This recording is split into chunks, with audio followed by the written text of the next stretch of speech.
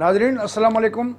Analysis with Ejaz महर में आज हम बात करेंगे कि पाकिस्तान में जो ये तवानाई का बहरान है, उस हवाले से जो वज़ीर आज़म ने एक कमेटी बनाई थी इंक्वायरी के लिए कि आखिर वो कौन सी वजूहात हैं कि पाकिस्तान की सर्कुलर डेट से भी जान नहीं छूटती और अरबों रुपए हर साल जो है इजाफी अदा करने पड़ते हैं। इसकी वजूहात क्या हैं?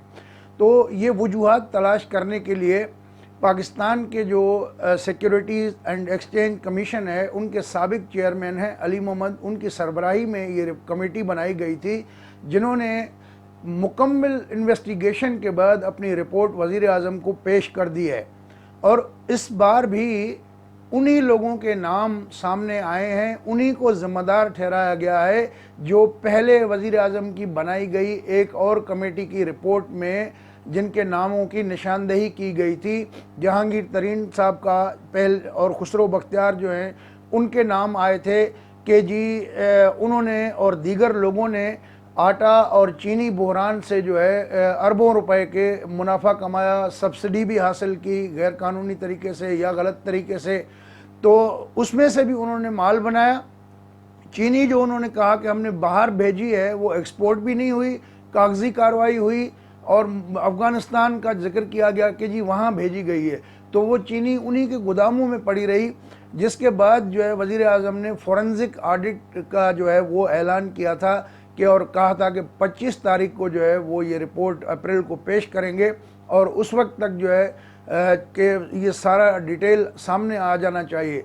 हालांकि उस पर हमने पिछले प्रोग्राम में बात की थी कि जब FIA ने एक तहकीकात करके आपको रिपोर्ट पेश कर दी, लोगों को आइडेंटिफाई कर दिया कि किसने कितना माल बनाया है, उसके बाद फॉरेंसिक रिपोर्ट की ज़रूरत तो नहीं थी।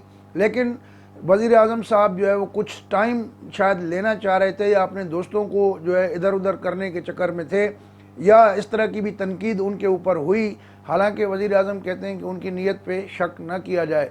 तो बहरहाल जिस तरीका जो अपनाया गया उस पर बहुत सारे सवालात उठ रहे थे। अब फॉरेंसिक रिपोर्ट के हवाले से भी ये बात सामने आई है कि जो उस टीम का हिस्सा थे एडिशनल डायरेक्टर FIA के सजाद मुस्तफ़ा बाजवा, उनको हटा दिया गया है, मुअत्तल किया गया है। तो उन पे इल्ज़ाम यह है कि वो कुछ शुगर मिल मालकान जो कि तहरीक इंसाफ की हुकूमत में शामिल हैं लोग, जहांगीर तरीन और दूसरे लोग, वो उनको इन्फॉर्मेशन लीक कर रहे थे। जो इन्वेस्टिगेशंस हो रही थी उसमें जो इन्फॉर्मेशन सामने आ रही थी वो उनको मालकान को जो है वो लीक कर रहे थे। इन इल्ज़ामात की बुनियाद पे उनको मुअत्तल किया गया है।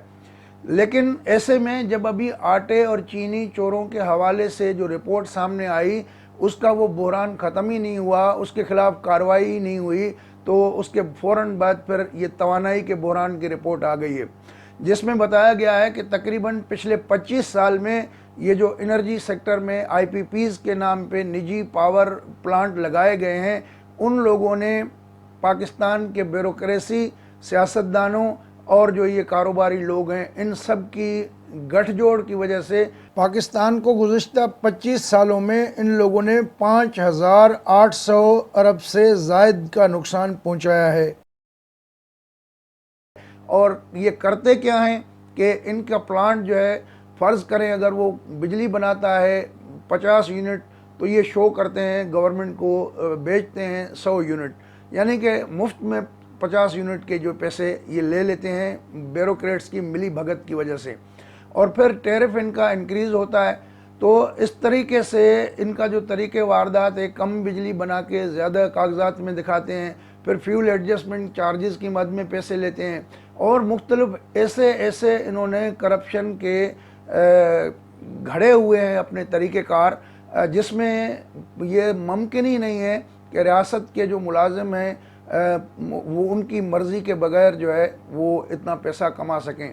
तो यही वजह है कि पाकिस्तान का जो तवानाई का शोबा है वो बहरान का शिकार है।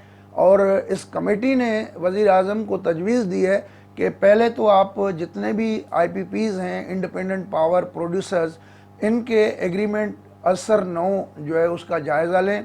3 महीने के अंदर ये मुआहदात नए तरीके से होने चाहिए। जितने भी ये मुआहदे हुए हैं वो पाकिस्तान के मफादात के मुनाफी है, और ये اضافی جو ہے انکم یہ کماتے رہے ہیں، اور جب تک ان پہ ریویو نہیں ہوگا تب تک اس کا جو ہے وہ کوئی حل نہیں نکلے گا۔ تو کمیٹی نے یہ بھی سجیسٹ کیا ہے کہ جو بھی آئی پی پیز میں سے نہیں مانتا حکومت کی بات یا معاہدہ دوبارہ نہیں کرتا، اس کا فورنزک آڈٹ کرایا جائے اور اس کو ریٹائر کر دیا جائے۔ تو یہ اس معاہدے میں البتہ کلاز موجود ہے کہ گورنمنٹ جو ہے وہ ریٹائر کر سکتی ہے۔ تو اس طرح کی چیزیں اگر فوری طور پہ نہ کی گئیں تو پاکستان میں بہتری نہیں آئے گی، اور ہر سال اربوں روپے پاکستان کے جیب سے یوں ہی چوری ہوتے رہیں گے، اور جو یہ مافیا بیٹھی ہوئی ہے یہ اس طریقے سے ملی بھگت کے ساتھ یہ پیسے کماتے رہیں گے۔ اس رپورٹ میں یہ بھی ذکر کیا گیا ہے کہ میاں منشا جو نشاط گروپ کے مالک بھی ہیں، انہوں نے غالباً 9 ارب روپے کمائے ہیں۔ اسی طرح اورینٹ کمپنی کے ندیم بابر جو وزیر اعظم کے خاص تارہ ہیں، اور ان کو پچھلے دنوں جو کیبنٹ کی میٹنگ ہوئی تھی اس میں سے بھی نکال دیا تھا، بیٹھنے نہیں دیا تھا، انہوں نے جو ہے وہ 1 ارب روپیہ کمایا ہے۔ اسی طرح جے ڈی ڈبلیو جو جہانگیر ترین کی پاور پلانٹس ہیں، انہوں نے 2 ارب سے زائد رقم جو ہے وہ اضافی منافع میں کمائی ہے۔ اور اسی طرح جو مخدوم خسرو بختیار ہیں، جو وہ آٹا چینی میں بحران میں ان کا نام آیا تو ان کی وزارت چینج کر کے ان کو دے دی اکنامک افیئرس کی، لیکن ابھی بھی وہ کیبنٹ کے ممبر ہیں۔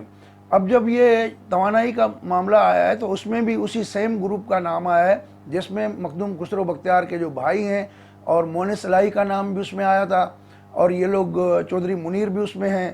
تو یہ سارے بینیفیشری ہیں، انہوں نے بھی تقریباً 1 ارب روپیہ جو ہے وہ کمایا ہے۔ یہ RYK ان کے گروپ کا نام ہے۔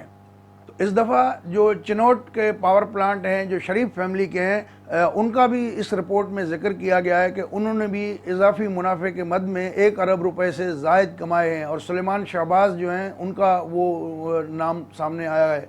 اور اسی طرح جو ہے یہ جو جس طریقے سے ناجائز طریقے سے منافع کماتے رہے ہیں، حکومت پاکستان کو ٹیکہ لگاتے رہے ہیں، اس کا سارا کچا چٹھا کھول دیا ہے عمران خان صاحب۔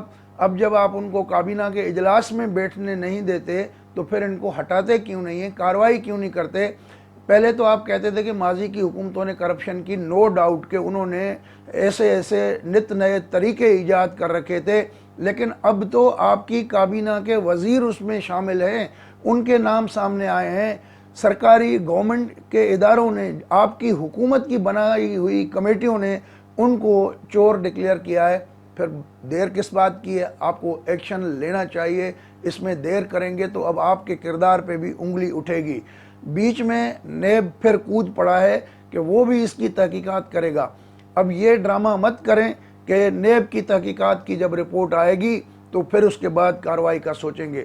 میرا خیال ہے کہ اگر اس طرح کا آپ کرتے ہیں تو یہ آپ بھی پھر ان سے ایسا لگتا ہے کہ ملے ہوئے ہیں، جو کہ آپ ابھی تک نظر نہیں آتے۔ جس طریقے سے آپ تحقیقات کروا رہے ہیں، ان چوروں کو سامنے لا رہے ہیں، آپ کے اصل امتحان وہ ہے جب ان چوروں اور مافیاؤں کے خلاف آپ کارروائی کریں گے، ایکشن کریں گے، اور قوم کو یہ دکھائیں گے کہ آپ جو ہے واقعی اپنے قول و فعل کے پکے اور سچے انسان ہیں، جو آپ نے کہا تھا وہ کر دکھایا تھا۔ اگر ایسا کچھ آپ نہیں کر پاتے تو پھر ہم سمجھیں گے کہ آپ بھی اندرون کھانا ان سے ملے ہوئے ہیں، جس کے لیے پنجابی میں وہ کہتے ہیں نا کہ کتی چورا نال رلی ہوئی ہے۔ دوستو، اگر آپ کو یہ ویڈیو اچھی لگی ہو تو یہ اپنے دوستوں کے ساتھ شیئر کریں، اور ہمارا چینل اگر سبسکرائب نہیں کیا تو وہ سبسکرائب بھی کریں۔ اگلی ویڈیو تک اجازت دیں۔ اللہ حافظ۔